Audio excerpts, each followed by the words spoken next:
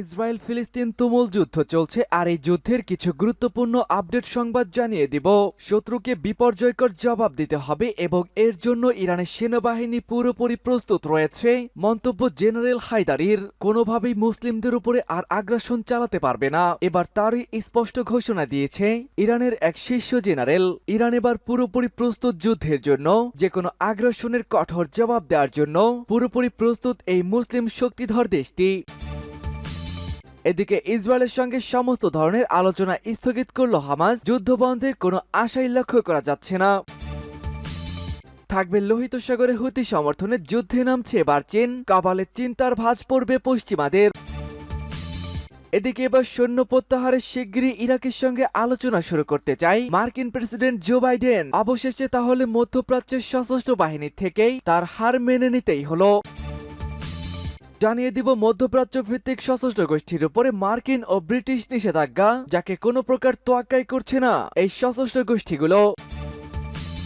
সর্বশেষ জানিয়ে দিব গাজায় গণহত্যা নিয়ে আইসিজির সিদ্ধান্ত আজ। হতে পারেন নেতানিয়াহু গ্রেফতার। দর্শক শুনছিলেন সংবাদ শিরোনাম, এবারে থাকবে বিস্তারিত। তার আগে আমাদের ভিডিওটিতে একটি লাইক দিন এবং চ্যানেলটি সাবস্ক্রাইব করে পরবর্তী আপডেট সংবাদ সবার আগে পেতে আমাদের সাথেই জুড়ে থাকুন। শত্রুকে বিপর্যয়কর জবাব দিতে প্রস্তুত ইরানের সেনাবাহিনী, বলছে জেনারেল হায়দারি। ইরানের সেনাবাহিনীর স্থল বাহিনীর commander brigadier general Kiumars Heydari উচ্চারণ করে বলেছেন, শত্রুর যে কোনো হুমকির বিপর্যয়কর জবাব দিতে তার বাহিনী সম্পূর্ণরূপে প্রস্তুত রয়েছে। তিনি আজ ইরানের খুজিস্তান প্রদেশে একদল জুনিয়র কমান্ডারের সঙ্গে বৈঠকে এই হুঁশিয়ারি উচ্চারণ করেছেন। জেনারেল হায়দারি বলেন, ইরানের সেনাবাহিনী বর্তমানে সর্বোচ্চ প্রস্তুতি ও সক্ষমতা ধারণ করে রয়েছে। দ্বিধাহীন চিত্তে শত্রুর যে কোনো হুমকির বিপর্যয়কর জবাব দেওয়া হবে। তিনি আরো বলেছেন, সারা দেশে বিশেষ করে সীমান্ত এলাকাগুলোতে ইরানের সশস্ত্র বাহিনীর সদস্যরা সর্বোচ্চ সতর্ক অবস্থায় রয়েছে এবং শত্রু বিন্দুমাত্র ভুল করলে তাকে কঠোর জবাব দেওয়া হবে। ইরানের সেনাবাহিনীর গোয়েন্দা কমিউনিটিগুলোও পূর্ণমাত্রায় প্রস্তুত অবস্থায় রয়েছে বলে জানান এই সিনিয়র কমান্ডার। অবরুদ্ধ গাজা উপত্যকায় ইহুদিবাদী ইসরায়েলের চলমান ভয়াবহ অপরাধযোগ্য এবং এর ফলে গোটা মধ্যপ্রাচ্য যখন উত্তেজনাকর অবস্থায় রয়েছে, ঠিক তখনই এই হুমকি দিলেন ইরানের স্থল বাহিনীর কমান্ডার। প্রতিবেশী দেশগুলোর কোনো ভয় নেই। আমেরিকা এবং ইসরায়েলকে টার্গেট করে পরমাণু অস্ত্র বহনে সক্ষম ক্রুজ ক্ষেপণাস্ত্রের সফল পরীক্ষা চালিয়েছে উত্তর কোরিয়া। উত্তর কোরিয়া বলছে এটি একটি নতুন ধরনের কৌশলগত ক্রুজ ক্ষেপণাস্ত্রের সফল পরীক্ষা। একই সঙ্গে পিংইয়ং এর প্রতিবেশী দেশগুলোকে এই বলে আশ্বস্ত করা হয়েছে যে এই পরীক্ষার ফলে তাদের নিরাপত্তার কোনো ক্ষতি হবে না। উত্তর কোরিয়ার রাষ্ট্রীয় বার্তা সংস্থা কেসিএন আজ বৃহস্পতিবার বলেছে, পিংইয়ং গতকাল পুলওয়াসাল 331 ক্ষেপণাস্ত্র পরীক্ষা চালিয়েছে। কোরীয় ভাষায় পুলওয়াসাল অর্থ হচ্ছে জ্বলন্ত তীর। কেসিএন বলছে, কৌশলগত এই ক্রুজ ক্ষেপণাস্ত্র পরমাণু অস্ত্র বহন করতে সক্ষম। ঠিক কয়টি ক্ষেপণাস্ত্র পরীক্ষা চালানো হয়েছে তা উল্লেখ না করে বার্তা সংস্থাটি বলছে, প্রতিবেশী দেশগুলোর নিরাপত্তার জন্য এই ক্ষেপণাস্ত্র কোনো হুমকি সৃষ্টি করবে না, কারণ এটি আঞ্চলিক কোনো দেশের বিরুদ্ধে ব্যবহার করার জন্য তৈরি করা হয়নি।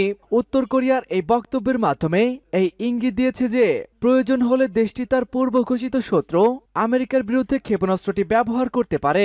পিংইয়ং তার এই নতুন ক্ষেপণাস্ত্রের পাল্লা ঘোষণা করেননি।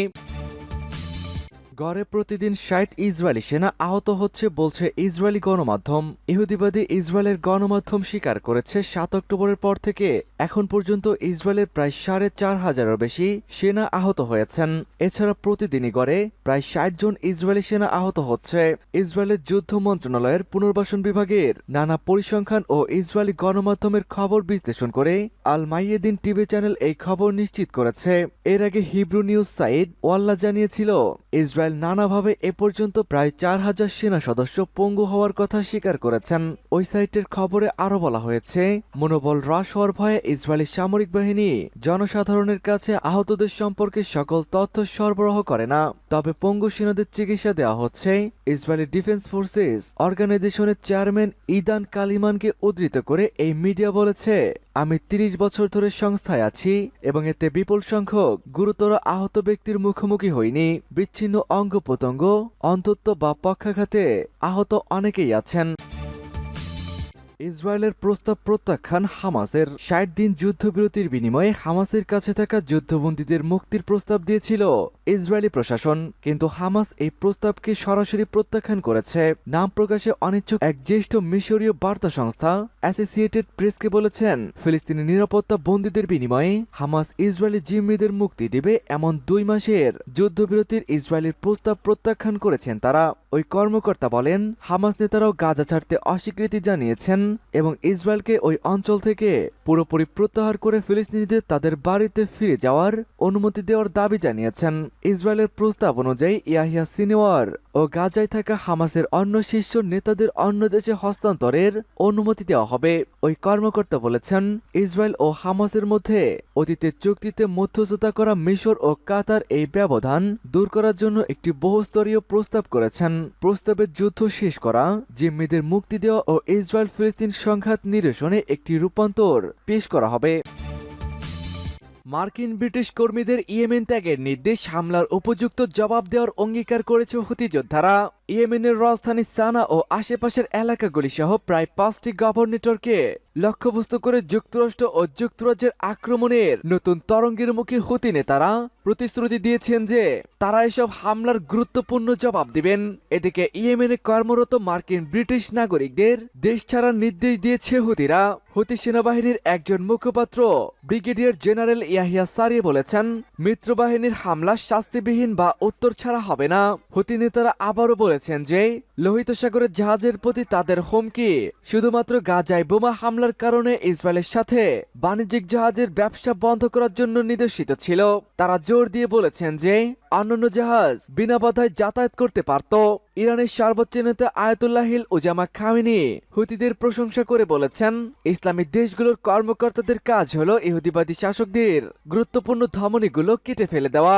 ইসলামিক দেশগুলোর উচিত ইহুদিবাদী শাসকদের সঙ্গে তাদের রাজনৈতিক ও অর্থনৈতিক সম্পর্ককে ছিন্ন করা এবং ওই শাসককে সাহায্য না করা। তিনি বলেছেন, অন্যান্য নেতারা যুদ্ধবিরতির আহ্বানে ভুল করেছিলেন যেহেতু সেই দাবিটি ইসরায়েলের হাতেই ছিল।